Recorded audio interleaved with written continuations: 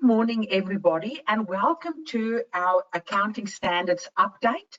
And this time we're getting ready for 30 June 2020. I can't believe that we're talking about 30 June 2020 because here we are. The last few months for all of us has been a long few months, but we hope you find our session very informative. As always, I have with me Kevin Frobers, our IFRS partner based in Sydney. Morning, Kevin. Good morning, Aleta, and good morning, everybody. So, focus areas for 30 June 2020.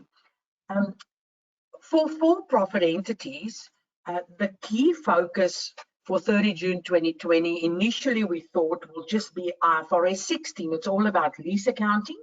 And yes, we also have a new interpretation, IFRIC 23, uncertain tax positions, and then COVID-19 has happened. So we now also have a third focus area around the impact of COVID-19.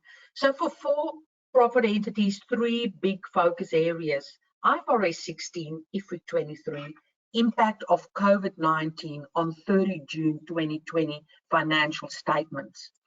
For our not-for-profit clients, this was always going to be a big year.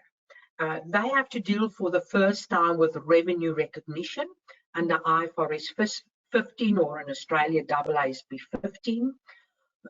For the first time, they also have to deal with the new income recognition standard, AASB 1058, and those two standards in combination would replace the old problematic AASB 1004 contributions. Yes, and they also have to deal with lease accounting, and they also have to deal with the impact of COVID-19. So for not-for-profit entities, already a big year, and it just got bigger. I think let's start with the good news. Our friends at ASIC have extended the reporting deadlines. So if you've got 30 June 2020 financials, and usually if you're a listed, you have to lodge by end of September, you can now lodge by end of October.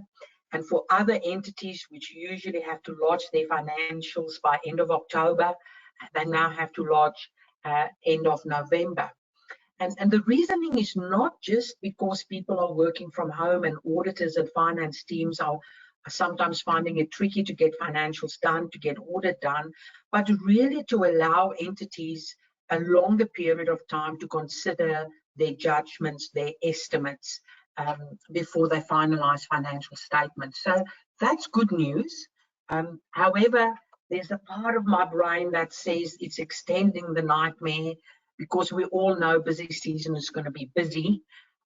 Busier than usual, and it's also going to be a month longer. So we have to make sure we're ready for that.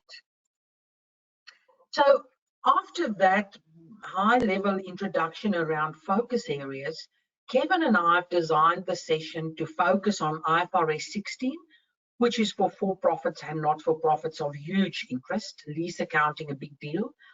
Also IFRIC 23, which is the new interpretation for our for-profit entities, bigger end of town. Impact of COVID-19 on 30 June 2020 financial statements we'll look at. We've got a short section specifically for not-for-profit entities around recognition of revenue and income. Then we couldn't resist. We thought we have to talk about the latest developments around the end of special purpose financial reports.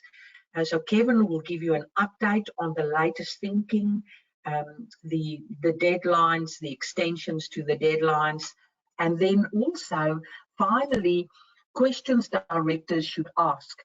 So what we've done there is previously I've written an article for Australian Institute of Company Directors around these new standards, questions directors should ask of management. But I've also now included questions directors should ask management around COVID-19. And I think it's good for finance team to know what directors will be asking and where they're coming from, but also if we've got directors attending today, the things to think about. So those are the 6 key sections of our session today. Then we also want to use the opportunity to invite you to join us for our practical case study based virtual IFRS masterclasses. How many descriptive words could I put in one heading? So we've designed IFRS masterclasses around AASB 16 lease accounting. We've run a number of those across Australia in December last year, November, December last year, February this year. Just last week, I've run another one. Tomorrow, I'm doing another one. So definitely lease accounting is still, what people talk about. So if you're interested in a masterclass, it's 4.5 hours. We look at how you can use Excel to do these calculations if you only have 1 or 2 leases, but we also use Excel to bring home the issues around reassessments, modifications, terminations, etc. So 4.5 hour, very detailed virtual masterclass. And I'm doing one tomorrow, not too late to register. We're also running across Australia masterclasses in June, July, and early August on the impact of COVID-19 on 30 June 2020 financials.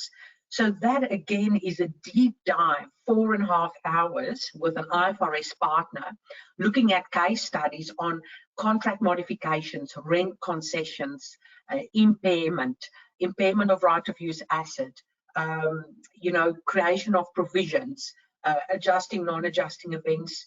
So instead of just talking about it high level, in these masterclasses, we've got case studies, worked examples, 4.5 hours. So the AASB 16 masterclasses, the COVID-19 masterclasses, currently already up and running on our website. I've given you the links there, 4.5 hours, and it's case studies, it's detailed. And so we invite you to join us for those.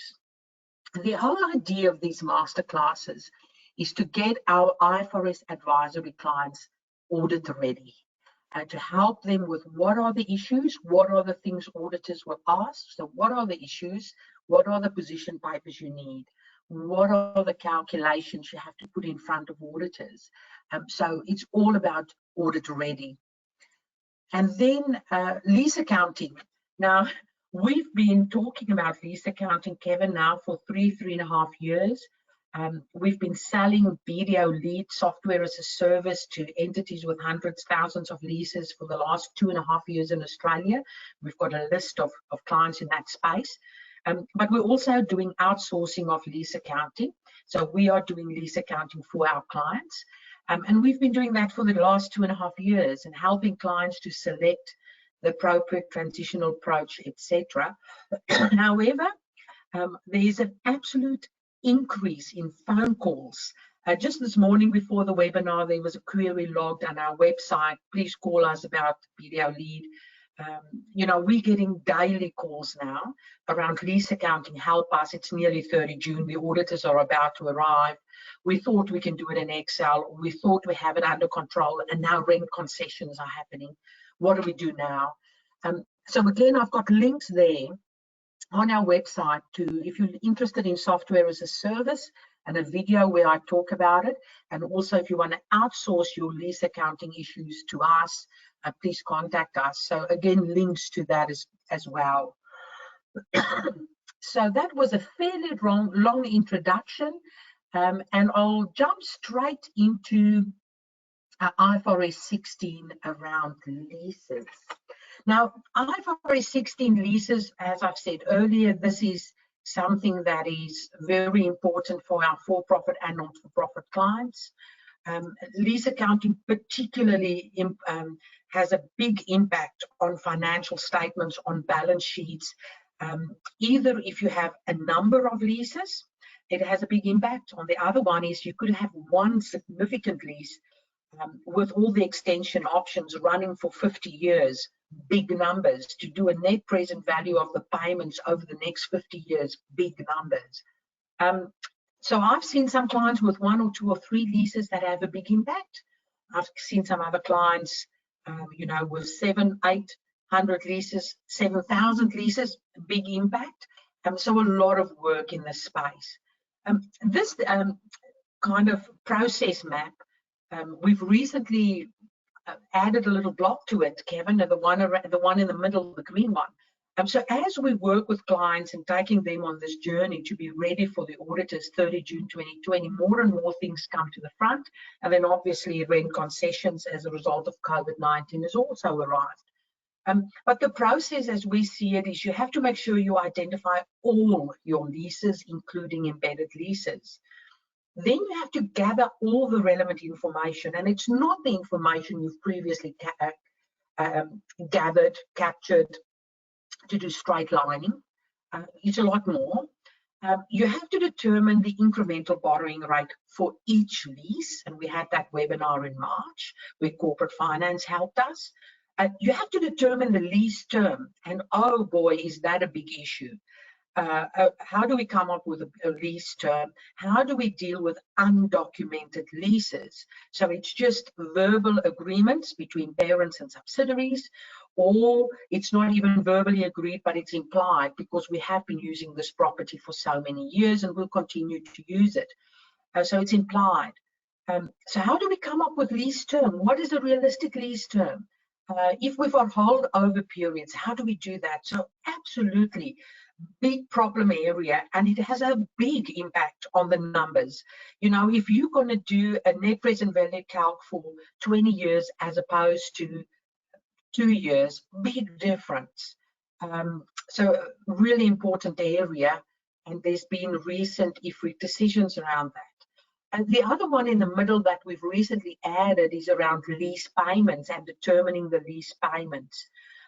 You know, is it fixed payments, variable payments? If the payments are linked to CPI, which is an index, as opposed to payments and increases in payments linked to the Reserve Bank rate, how do we treat that differently? Because there's a difference there. Then obviously to select an appropriate transitional method, I can't overemphasize this. You've got a free choice. There's 3 methods, not just 2, there's 3. You have to model all 3, not just on day 1, but over the next 5 years. You've got a free choice to choose the best one. And the other thing that's interesting, Kevin, when we started looking at impairment of potential impairment of right of use assets or impairment testing, we realized that some of these transitional methods would make you more susceptible to future impairment because you're bringing a bigger right of use asset onto your balance sheet. That's a big area. We're still in the first year, 30 June 2020. Even if you've picked a transitional method for 1 July 2019, you haven't reported on it yet. If you want to change that, if you want to revisit that before 30 June 2020, we can do it. Then also, you know, are you ready to do your calculations in appropriate solution? You know, Excel is a nightmare. It's okay for a few leases. Do you want to outsource it? Do you want a proper technology solution that you manage yourself? And then obviously the big one, the ongoing management of these leases, an absolute nightmare. The ongoing CPI adjustments, market reviews, rent concessions, modifications. The list is never ending. I've even had clients call me earlier in the week where they've decided as a result of COVID-19 to terminate a number of their vehicle leases, a large number, and because staff have been made redundant, they also no longer need these vehicles, and therefore big P&L impact as a result of all those terminations. And then presentation and disclosure, absolutely, a lot of additional disclosures. Can your technology solution give you all those disclosures?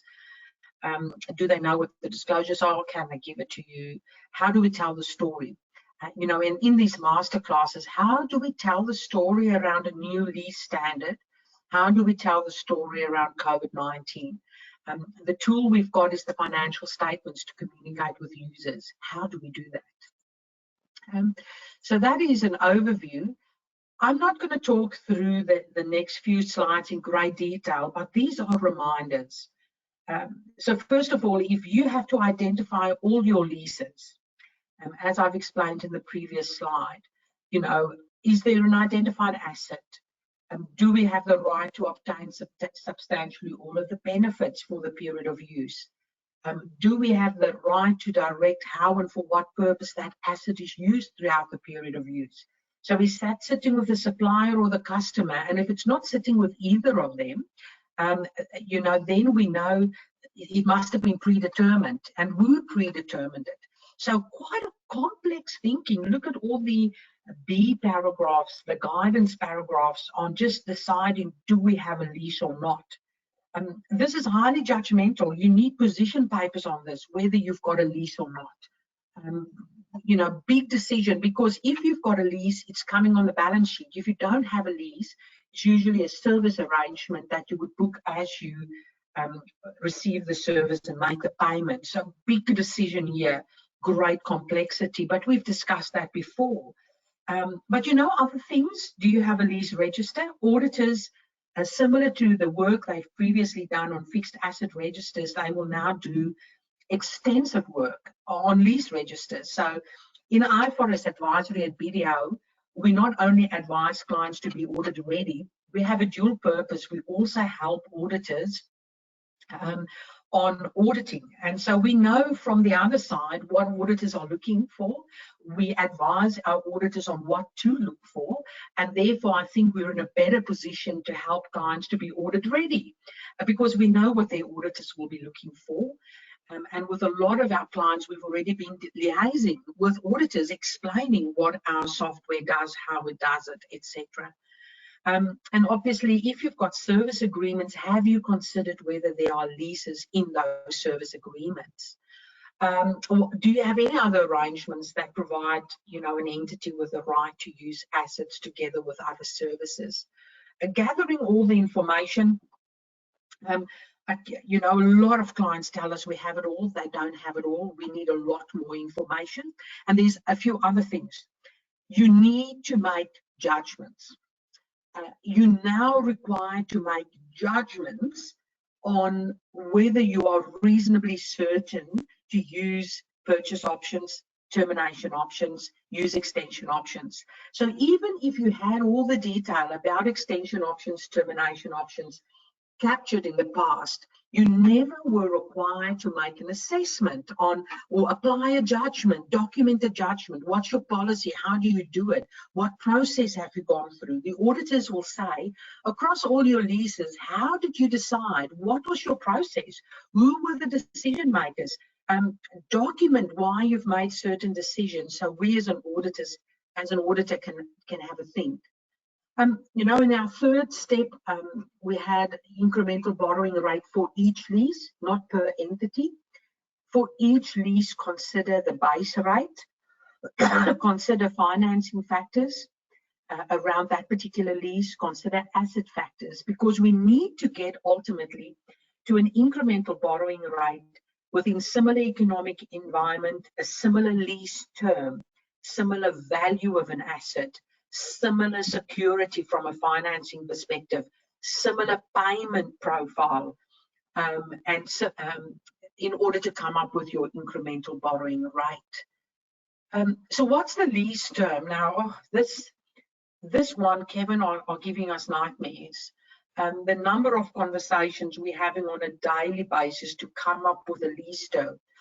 The biggest issue is, people are trying to say, we want to get out of the scope of the standard.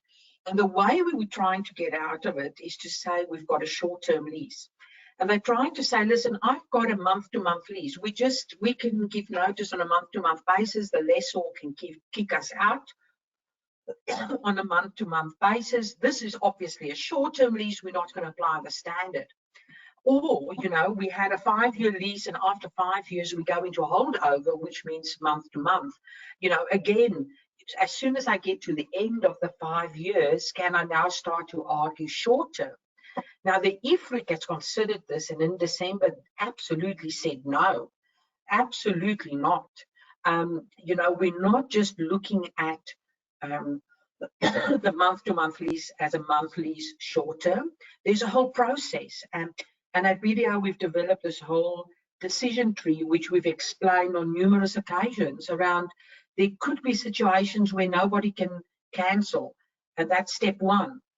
Step two, could be that only the lessee can cancel, only the lessor can cancel. But the key one, what if we've got mutual termination options? And we have to consider termination cost. It's not just the termination cost in the contract, it's economic suffering. Are we going to suffer economic penalties if we move away from this lease? And there's rules around that. And then also when you look at your extension options, terminations options, what are we reasonably certain to do in step 3? Again, a complex area that we have to clearly articulate for each lease. What is the lease term? This has a big impact on the number. The longer the lease term, the bigger the initial net present value. The other one that's a recent development that we've seen is around lease payments. You know, if you do your net present value calc, you do on day 1, you look at your fixed lease payments, fixed for the period of the lease. You also consider in substance fixed payments. We all knew that. And then this variable lease payments, the green one, is the one that's creating confusion. Because if we've got variable payments that's linked to an index, you will bring those variable payments in at the amount that we've got on day 1, because that is the index we've used on day 1. And if we have to do CPI adjustments, which is an index, in future, we don't know what it's going to be in future. We might know in the past it's been 3% increases, but we don't know what's going to happen in the future. Therefore, we don't bring it into account. CPI, we don't bring into account because it's only the amount, the index on day 1. That is different to a variable lease payment that's linked to, let's say, the Australian Reserve Bank rate. If we know that Australian Reserve Bank rate is 2% today, we will already put into our model that in 12 months' time, this variable payment is going to increase in line with the Reserve Bank rate. We know today that rate is 2%, so we already model a 2% rate increase every 12 months. And you know, it's weird and wonderful, and this paragraph has created confusion. We use the index today and we use the rate today. So the index, we don't project what's going to happen in future, but the rate, we build it in. Very technical arguments around that, Kevin. We had many debates around that, but I wanted to flag that.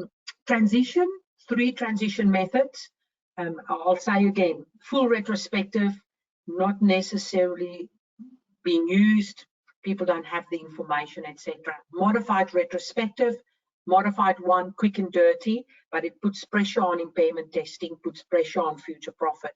Modified retrospective, a bit more work, but you get a lot of the benefits that you could otherwise get from full retrospective around less impact on P&L in future, less as compared to modified one, less stress on impairment testing. We can talk about that. Obviously, you know, if you look at your technology solution, I would advise you to be very careful. If this technology solution, ask the question whether this solution has been developed by IFRS experts. Is this solution supported by IFRS experts? I'll share with you what we find. Our help desk for BDO lead and outsourcing, initially we said to the IT guys who we work with, you take the call, it's going to be IT questions. And then if it's IFRS, flick it to our team, IFRS advisory team. Within a month, we realized the calls are not about IT, it's working. Our solution is working. The calls are about, I've got this lease, what do I put in here? What do I do here? Explaining to them, if you put it there, what will the consequences be? You need somebody to answer the phone who understands the IFRS standard. That's what you need. Can your solution do bulk uploads from Excel going forward? Can it do ongoing reassessments, modifications? Can it do COVID-19 rent concessions as issued by the International Accounting Standards, or to be issued soon, but decided last Friday? You know, so particularly these ongoing changes. Can your solution, do you have the IFRS expertise to do these reassessments? Reassessments, 3 different types. Do you know when to update the discount rate or not? Do you know what to do with modifications? And Kevin, I'm not going to steal your thunder. I know you're going to talk about rent concessions and how the AASB is going to make a special rule for COVID-19 related rent concessions. So we don't have to do these complex rules if you fall within that scope of the amendment. But it's complex. Can your solution do it?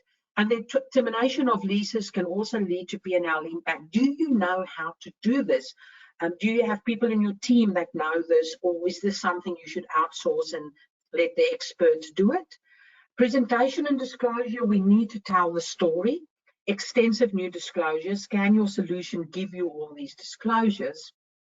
And then, you know, again, remember, there's the issue around right of use asset. Is it tangible or intangible? If you've got an AFS license, you know, if you are lodging with ASIC as an AFS licensee, ASIC's view is that the right of use asset would be intangible. However, the ASX, Basel Committee, APRA's view is that you look through the right of use, you look through the agreement to the underlying asset, and usually, not always, but usually, if you look through, it's a right to use a tangible asset, and therefore it would be classified as a tangible asset. I know our poor lessors have been neglected. Lessors, IFRS 16 haven't changed that much for you, but there's one thing that's come to the front in dealing with clients recently, and that's a situation where you have a head lease, you're leasing a property, and then you're also subleasing that property. So really, this red block, you are that intermediate lessor. So you're a lessee in the one hand, but then you're also a lessor on the other hand. So it doesn't come in where you own the property and you sublease it. It is if you've got a head lease in place and you sublease it. Because the standard has changed. The standard is saying, if you're a lessee and you're this red intermediate person, the lessee has to book a right of use asset lease liability, you know, we all know. But then you're also a lessor because you've got the sublease. How do you account for that sublease? Now, the standard hasn't changed for lessors. The lessor has to decide, is that sublease an operating lease or a finance lease? So I think a lot of people thought, okay, that hasn't changed, but it has changed because you have to compare the sublease period to the head lease period to consider whether you have passed substantially all of the risks to the sublessee. So a simple example, if I've got a head lease for 10 years and I sublease half of that building to a sublessee for 10 years, so there's nice matching 10 years, 10 years, I am passing that risk on to the sublessee, and therefore I should treat that as a finance lease. I should de-recognize the right of use asset and replace it with a lease receivable. So we have to consider the term of the head lease and the term of the sublease and consider, do we have a finance lease or an operating lease? In the olden days, you would have just considered the sublease period as in relation to the economic useful life of the asset. So that's very different. That's a very different thing. We've got a lot of clients who previously accounted for these subleases as operating leases who now have to account for it as finance leases. I've seen that a lot. The other thing is a lot of these subleases are undocumented leases.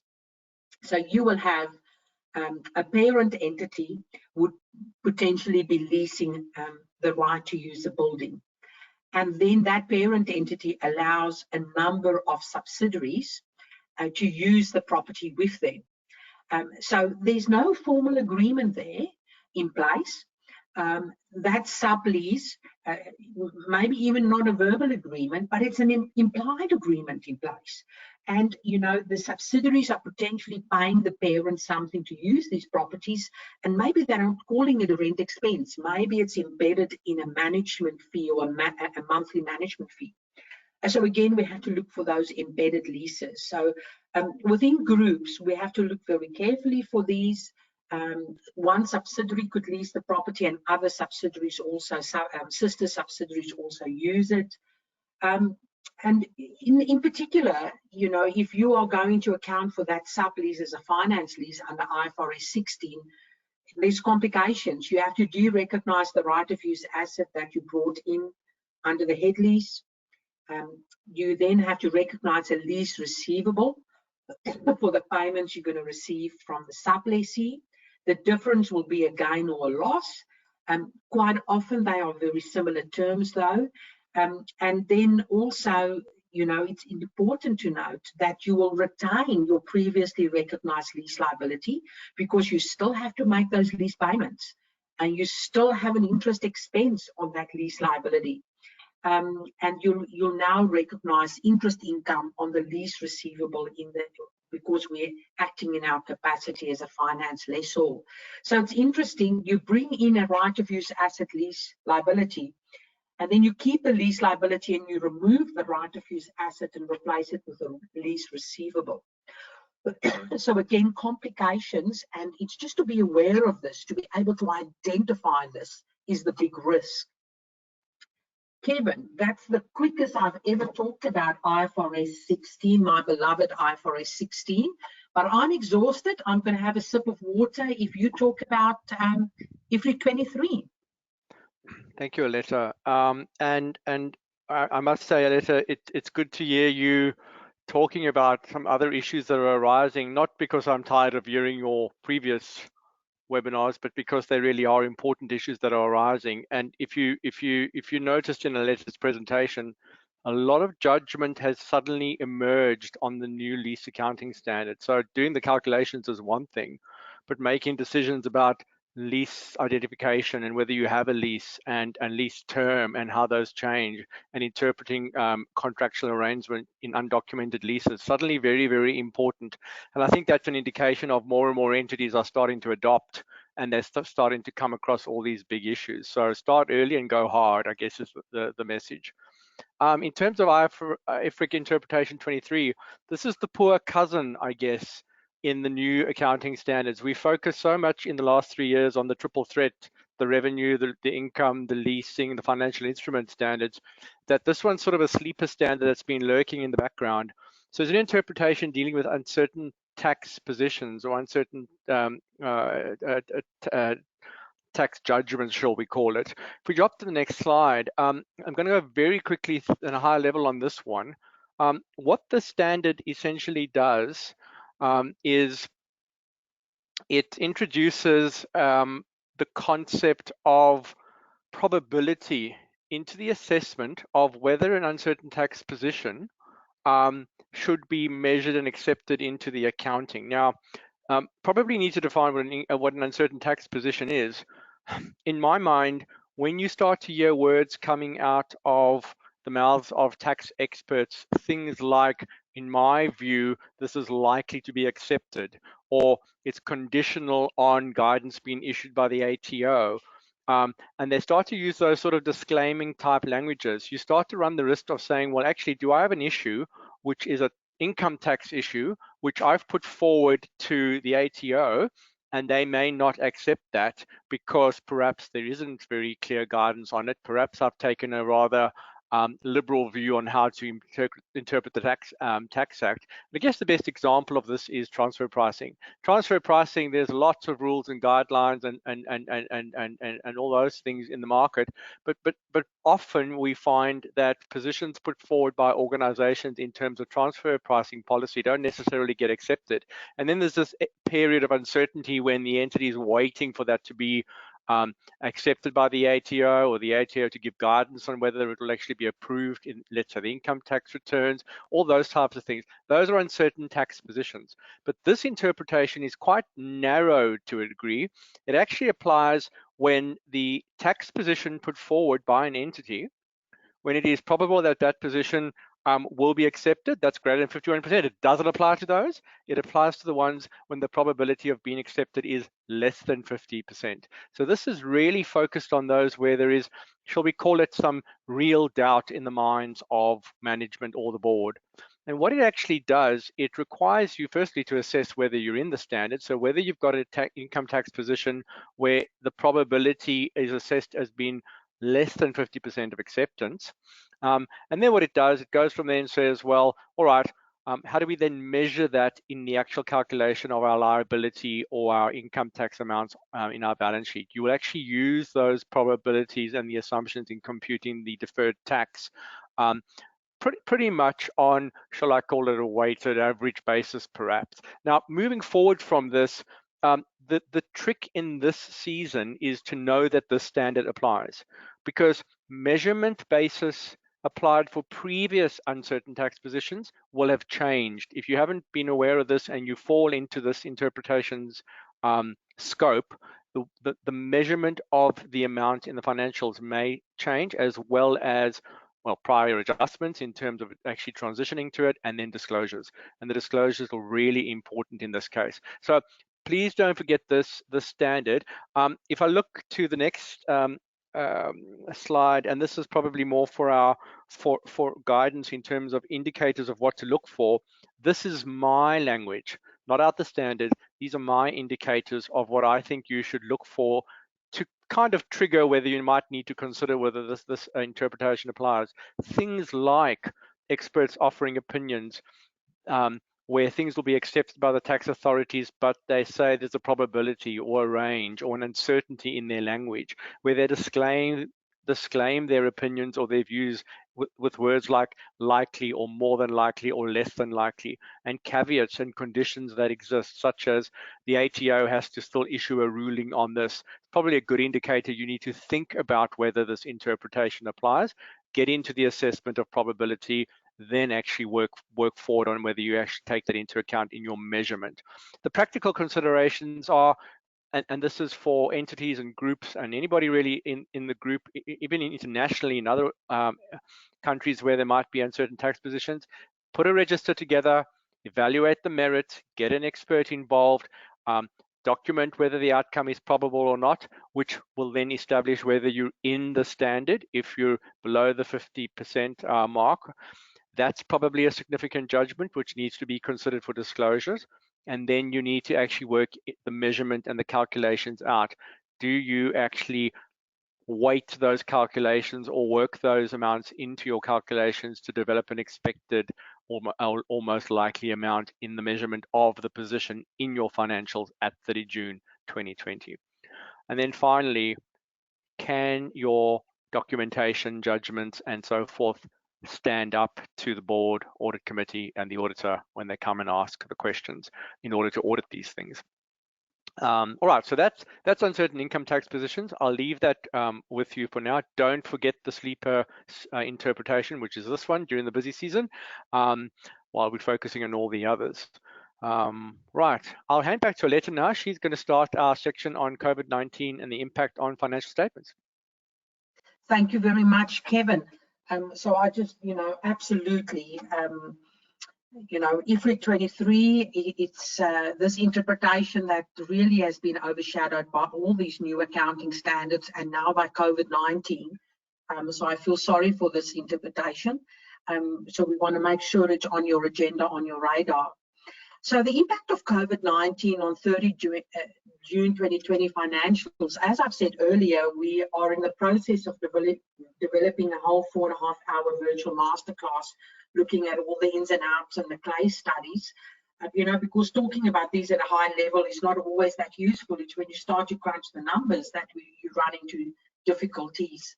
However, there's been two questions that's absolutely dominating conversation in IFRS advisory, and we've been getting these questions from tax partners, business services partners, audit partners, etc. And I want to deal with it for for-profits and not-for-profits at this stage because it's slightly different. And the first big question is accounting for JobKeeper payments that entities receive. What do we do with those? Now, the critical thing here is it really important that you consider your eligibility, and BDO, the tax partners, the business services partners can assist you in, are you eligible? And when we spoke to a client in the week, they said, even if you lodge everything and you get your payments, remember there's going to be an audit at some stage, and then you need to have all your documentation and paperwork lined up to withstand that audit by the ATO. So it's really important to line it all up. You don't want a clawback of money paid out to you.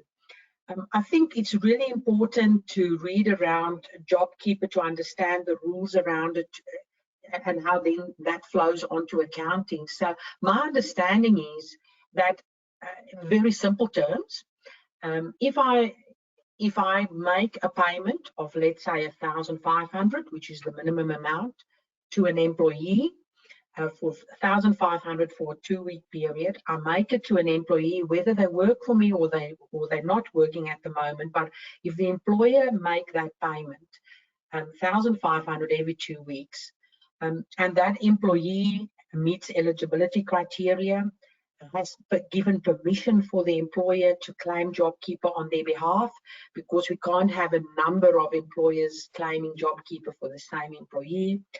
And also, if the employer meets eligibility criteria. So there's a lot of things that have to line up here, and complicated legislation. So employee eligibility, employer eligibility, and the employer, critical. The employer has to make these payments first and then attempt to get the JobKeeper payments from government and going through a process.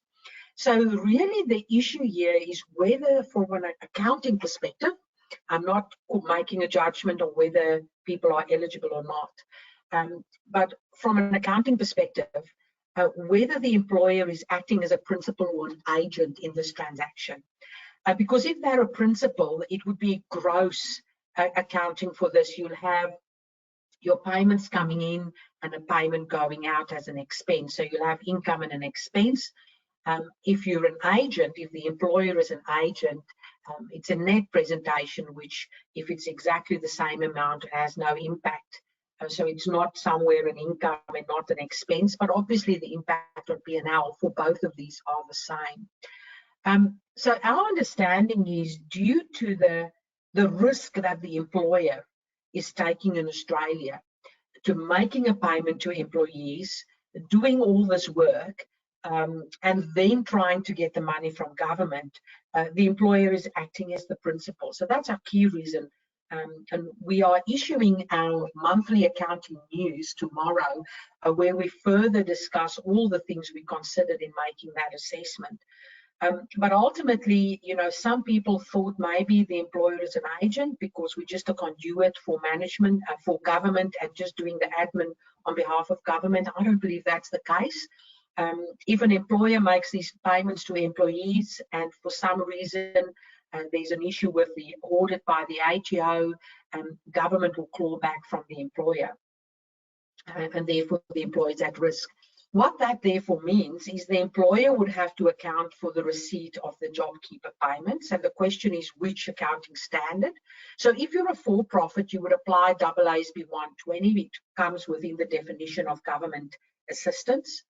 And in particular, AASB 120 paragraph 7 says that government grants, including non-monetary grants at fair value, shall not be recognised until there is reasonable assurance of two things. One, the entity will comply with the conditions attaching to them, and the grants will be received. So from a finance team perspective, not only do you have to assess eligibility, convince government of eligibility, and put in those claims, but there's also this hurdle around reasonable assurance, and a position to put to your auditors about, we are reasonably assured to receive this money, because we've had tax advice that we meet eligibility criteria, etc. And don't place too much weight on the cash you've received, because there can be a clawback if there's an audit and you haven't got everything in place. So reasonable assurance that we comply with the conditions and that we will receive it and we'll keep it. So that's very important to consider that. And I just want to say, not-for-profits, AASB 120 don't apply for you, because you've got your own standards, AASB 15 and 1058, the new ones dealing dealing with this particular issue. So for profits, if you can prove reasonable assurance, you can account for these JobKeeper payments. Now, what do we mean by that? When for-profits make these payments, they pay their employees, it's credit, cash, debit, their wage expense. And then once you've made that payment and you can jump that reasonable assurance hurdle, you can then book a receivable, and debit receivable, and credit government grant, which will be other income, not revenue.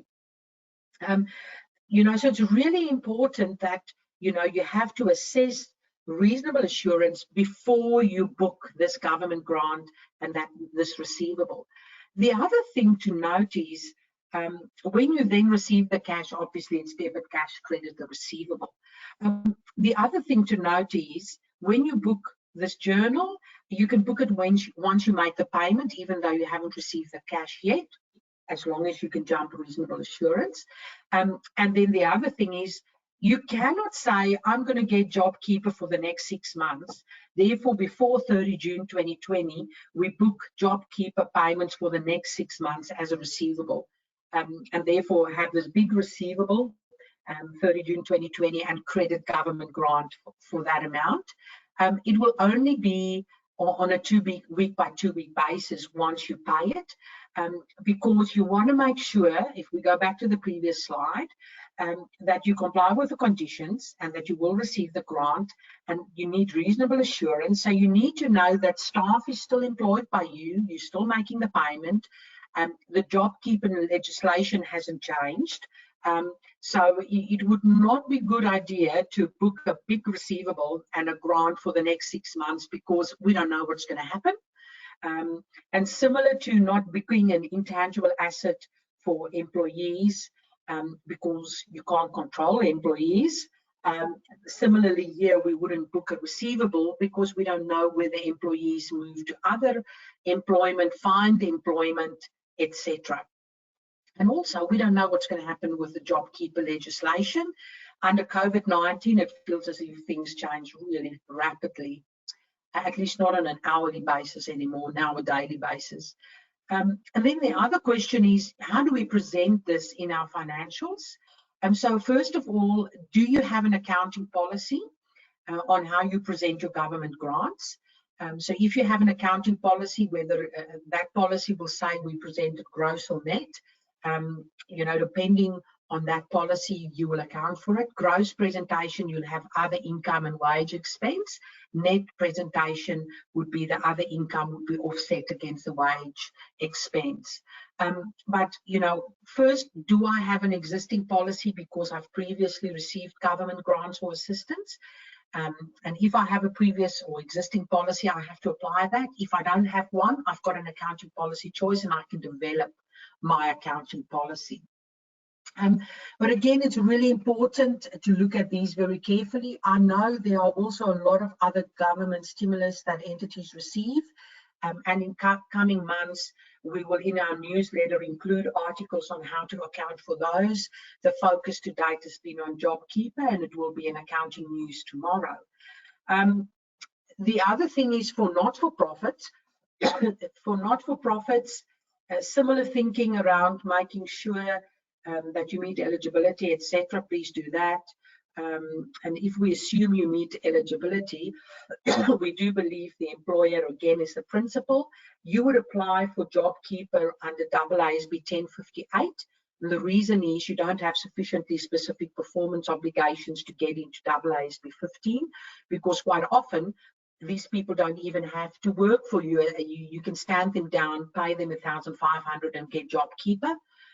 Also, there's no requirement that they have to provide goods or services to other entities. So absolutely, it's within AASB 1058. And therefore, again, we'll have a look at, our journal will be debit, receivable, credit, other income. Again, we'll only book this journal when we make the payments and that we believe we will receive it, reasonable assurance that we will receive it. And we'll only do it on a 2 week by 2 week basis. AASB 1058 doesn't provide a choice to offset the grant against the salary expense. So you don't have an accounting policy choice. There's only one way, and that is to put it in profit and loss as other income and to have your normal wage expense. So COVID-19, absolutely, JobKeeper is a big issue, and I hope we've addressed that. Now, the other thing that's a big issue is, lessors and lessees are agreeing COVID-19 related rent concessions at the moment. And I have to tell you, on Friday night, while the rest of my family was watching real movies on Netflix, I was watching Netflix for nerds, and that is actually, I was watching the International Accounting Standards Board meeting, which they held using Zoom. And I watched it because I wanted to know what's going on with rent concessions.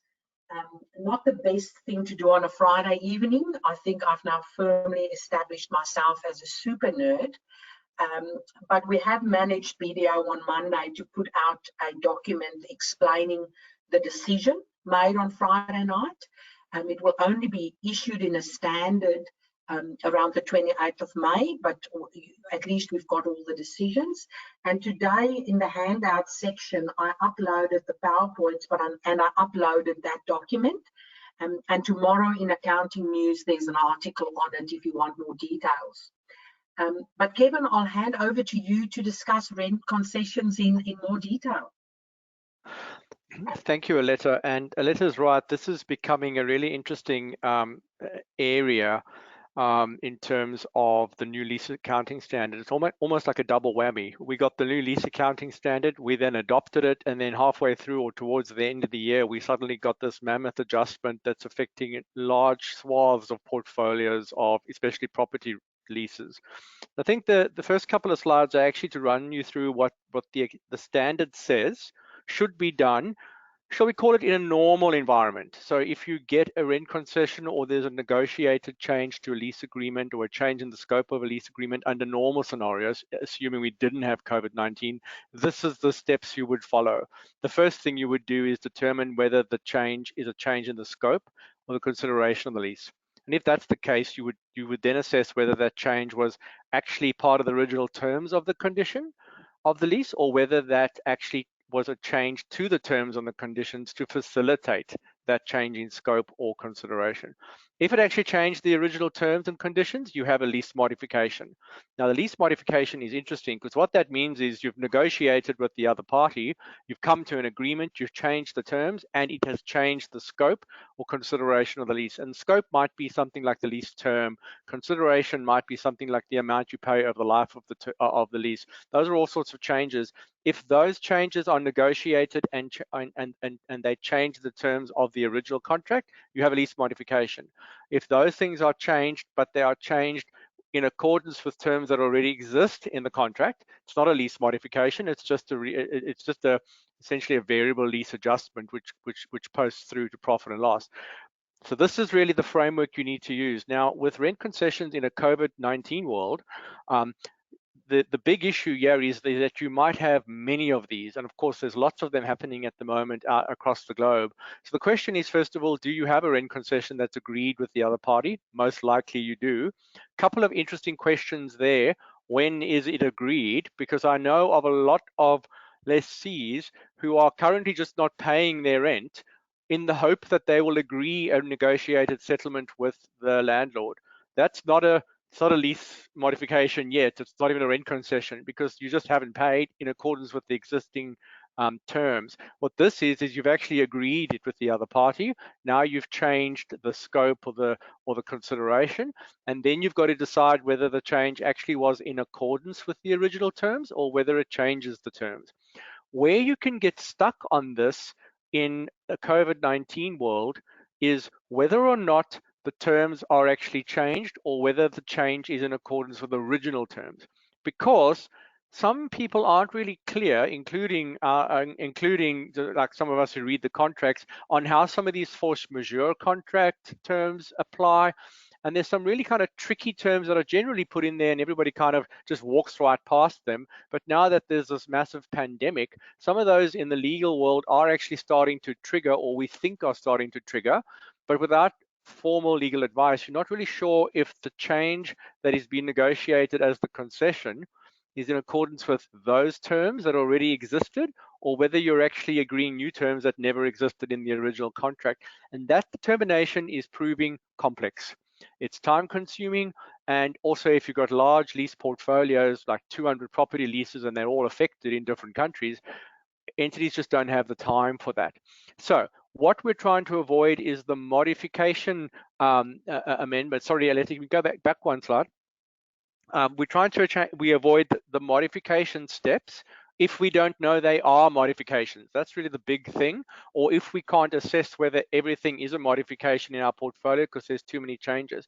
Modifications generally are accounted for, and just follow this here, a rent concession, they would generally change, let's say, the scope in accordance with the original terms, which we've then changed those terms. They would then decrease the asset and decrease the liability.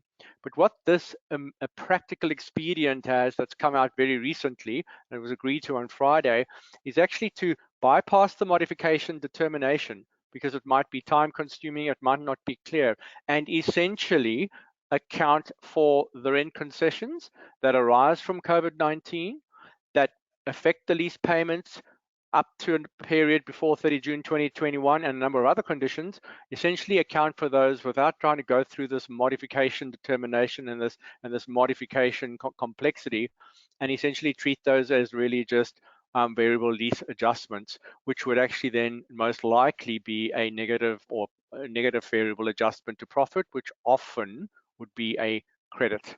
Now, this must be carefully understood before you go down this path, because what actually happens here is you may end up adjusting your lease liability with an adjustment, let's say, to profit and loss, without adjusting the right of use asset, because you've avoided having to assess whether you've got modifications, and you just go straight to this practical expedient. But that may leave your asset more overstated than it would have been under normal circumstances, and it then may be subject to impairment if you don't have enough value in use to cover it, let's say, under the impairment standard. So you need to structurally decide how you're going to approach this, because the practical expedient is a practical expedient, but that doesn't mean it gives you the better outcome. It gives you a quicker way to apply the standard, but it may not be the desired accounting outcome that you're looking for. So I would seek some help from us in the IFRS advisory team, and if you've got this type of scenario, check in with us which approach may be the best one for you to follow, and what you're trying to achieve in this, because it may just be worth actually keep going with the modification route if that's really going to achieve your business objectives. But of course, you need to consider the various alternatives. Yeah, but summarizing this one, main important thing is determining a modification is becoming complex, because the original terms and the clauses that apply to these rent concessions because of COVID-19 not necessarily clear where those changes are based, whether they're coming from rights within the original contract or under new rights, and then to bypass that, a practical expedient to help you get through the accounting rather quickly, but it sets you up for a consistent application of all of those types of changes. Must be applied for leases with similar characteristics and similar circumstances, meaning once you're in, and you might not want to do that and be subject to the outcome that it gives you, especially if the asset gets impaired, let's say, at a later stage. That's probably the most simplest I can do, Aletta, on rent concessions. Thank you very much. And I just want to reiterate that we are currently working through a number of examples that we will discuss in our masterclass on this. The other thing is you definitely need advice on this. The other thing that I've seen is it's really critically important that if you want to use this COVID-19 practical expedient, that you formally agree these rent concessions before 30 June 2020. Absolutely formally agree, because if you use this practical expedient and you've agreed it before 30 June 2020 and you fall within all these scope questions, what you can get is an upfront impact on P&L. So an upfront gain usually in P&L before 30 June 2020 that relates to the benefit that you're going to get over potentially the next 12 months. So if it's a modification normally, you will get the benefit of that modification. You'll get the lesser depreciation spread over the remaining lease term of, let's say, 10 years. However, if you use the practical expedient and you're not going to pay a rent for 6 months till the end of December, if you've agreed that in June, at the date that you've agreed that, when it was granted by the lessor, that benefit can go to P&L in June, although it relates to a period running up to 31 December. If you agree it in July, August, September, I think it's going to be too late. It's going to be non-adjusting event. So, you know, there's so many moving parts here. We have to get it right. We have a window of opportunity till 30 June. And the reason for the practical expedient is you want to make it easier for the assessment, but also that the commercial benefit or the commercial impact in P&L lines up with the cash benefit that's being received. Instead of spreading it over the remaining lease term, which for some of our clients are another 50 years, you get the actual benefit in P&L as soon as it's been granted as well. So that's another angle to just consider. The other thing is on the impact of COVID-19, I just wanted to flag, these are all the video publications that came out over the last few weeks, all around impairment, rent concessions, etc. We've got a page just for financial reporting implications of COVID-19.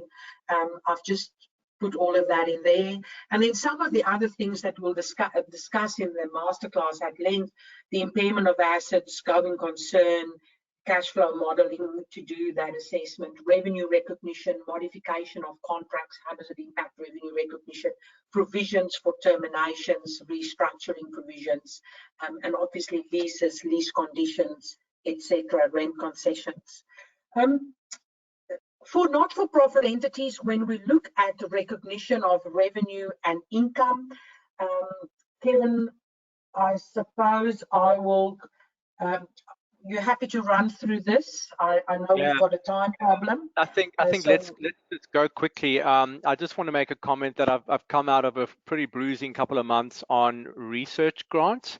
But research grants is a good example that we use for training, but that doesn't mean the concept doesn't apply. And the real thing here is, what does an entity in the not-for-profit space do in terms of its activities? What are its outputs that could be goods and services?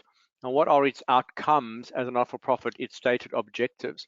And there is still an enormous misconception in the industry on determining the difference between these. I think Aletta, probably the next slide has a better diagram on this. And I'll take my research example. A research institute conducts research activities. That's what they do in the blue block on the left. And their output, if there is one, must be enforceable and stated in a contract, which is something like a license being granted or an obligation to transfer research findings back to the grantor, or even just making data available. Some sort of good or a good or service must transfer back and must be sufficiently specific so you can actually evaluate when it is actually performed, when it is actually transferred, so that you can apply the standard. Without that in the middle, the output being enforceable, clear enough to be sufficiently specific, and having actually being a good or a service that goes back, without that, you're not going to fall into the revenue standard. You're going to fall out of that. And I think it's very important. The last couple of weeks, a number of my clients have suddenly realized they have been conflating activity with output. And they, as far as they're concerned, as long as they report what they're doing and how much money they're spending back to the grantor, they're okay. That's not okay. You need to understand what the good or service is and whether it's clear enough and sufficiently specific enough to apply the revenue standard. Otherwise, those types of grants get recognized as income at the outset. So I put a couple of broader issues here. We even got as far as having some types of entities where they were they thought they were doing activities which were not-for-profit type activities benefiting the community, but it turned out all they were doing was collecting funds from the grantor and distributing them to other not-for-profits. So they actually just ended up being a distribution agent, and now they don't have any income anymore. because the money just literally passes through. And they always knew they did that, but they weren't able to really see that that's what they were doing. And that's probably one of the more extreme examples of what is it you do, what are your activities, but what's the good or service you've promised. And I'll leave it at that, Aletta. End of special Kevin, so purpose report. Yeah, sorry. yes, this is yours as well, Kevin. Also, and I can do this in 3 minutes. We've done this on a number of sessions. I'm almost sure we did this in a previous webinar. Look, the big thing is special purpose is on its way out. I think if I could actually limit this down to the important issues for this financial reporting period, it really is on the not-for-profit side, which I'll get to in a moment, but on the for-profit side, anyone who's applied special purpose accounting, largely if you have to lodge, let's say, with a regulator, you're the largest portfolio of who I'm interested in. There is a progression towards moving away from special purpose. It's time to go to general purpose. So that's starting to happen. Now, the current reporting environment in Australia, yeah, probably okay for this financial year. But what's changing on the next slide is that we're going to go from a general purpose reduced disclosure environment in tier 2 to a simplified disclosure. It's a different type of disclosure framework. That's going to happen for annual periods beginning on or after 1 July 2021. So that's the date, that's the line in the sand. Special purpose will then, for various entities as defined, start to move away from that, and you will be required for the most part to be across by the years on or after 1 July 2021. But what's important this year, and I think it's actually on the next slide, Aletta, is that the for-profits and their route towards general purpose away from special purpose is pretty much set. That's on the left-hand side of the screen right now. Those entities that have to lodge accounts or have to prepare general purpose accounts in accordance with a constitution that's amended after a certain date, they must move by 1 July 2021 and after, annual periods beginning on and after. So essentially what you need to think about now is, what does your transition plan look like if you're one of those for-profit entities and you have to move? But the not-for-profit entities don't have a very clear path, but we know their path is going to be similar eventually. So what the standard setter has done for not-for-profits on the right-hand side, and here I'm talking about charities that are medium and large and essentially companies limited by guarantee. In the current year, 30 June 2020, in the 30 June 2020, those not-for-profits must give a statement of compliance with Australian accounting standards if they are on special purpose, so that the user can clearly see where they are in compliance or not in compliance with recognition and measurement requirements out of the accounting standards. That's a disclosure requirement now. So if you're on special purpose, not-for-profit, private, you're a medium and large charity or company limited by guarantee, you don't have to move to general purpose in the current financial year, but you have to state compliance with recognition and measurement in accounting standard, and you've got to do that this year. That's the trick. This is just a plan for movement, and really the answer is this. If you go early to general purpose before the required date, you get some exemptions on the comparative disclosures that will make your transition easier. If you don't go early, those exemptions aren't available in the year of transition, which is after the 2021 July period. Aletta, I think that's it from me on special purpose. Thank you very much, Kevin. So I'll wrap up the session by referring to questions directors should be asking. Now, there's a normal article around IFRS 9, 15, 16, 10, 58, etc. But I've also added questions on COVID-19 related questions. So if you look at corporate governance specific questions, I've put a number here, but as an audit committee, how are we maintaining our education with respect to COVID-19 considerations, relief efforts, related risks, opportunities? Are we appropriately engaging with internal and external stakeholders and providing transparent, consistent communications about significant impacts on our business? Are we allocating enough time and making ourselves available to discuss critical issues? So, you know, this is just a flavor of, at an audit committee, at board level, what are the things to think about to challenge ourselves on how we're supporting teams? If we go on to accounting and reporting specific questions, so has management adequately assessed changes in risk factors impacting the business? Has management properly identified significant accounting areas where impacts from COVID-19 are likely? Have we properly accounted for and disclosed for these changes in estimates and judgments? So it's just broad questions to just get us thinking, but also then for finance teams, who a lot of them are on our webinar today, what are the audit specific questions? What are the auditors going to ask? So, you know, what unintended consequences of COVID-19 may increase incentives or pressures on management that may result in management override of controls? Are there any changes in controls over financial reporting that auditors need to evaluate? Are auditors able to, or are the entity able to ensure continued proper segregation of duties? Because if there's issues with any of these questions, your auditor will have an increased risk rating and have to do additional work. So are there any known impediments, etc.? So these are more audit specific questions, but the reason I'm putting them in here is just to, you know, flag for directors, for management, for auditors, the different angles we're looking at the impact of COVID-19 on 30 June 2020 financials, just to generate some ideas. You'll see towards the end of this week, early next week, I'll issue an article focusing on this, where I'm combining, you know, the IFRS 16, IFRS 23, and COVID-19 for for-profits, you know, questions for-profits should ask, but also questions that not-for-profits should ask. So if you need assistance, you know, whether it's lease calculations, you know what our offering is. I've got a bit of a comparison of the different offerings here. There's a lot of free resources that you can use, whether it's e-learning, webinars, accounting news, etc. But if you want to speak to somebody, and if you've got a lot of leases, a lot of rent concessions, even JobKeeper, if I can put you in contact with a tax partner or business services partner to help you with assessing eligibility, building a case, please let me know. But I would like to say thank you very much for joining us for this webinar. It felt like a quick fire, rapid fire webinar, so much we had to do with Kevin. But thank you very much for joining us. We hope you'll join us for one of our masterclasses, and otherwise we'll speak to you next month.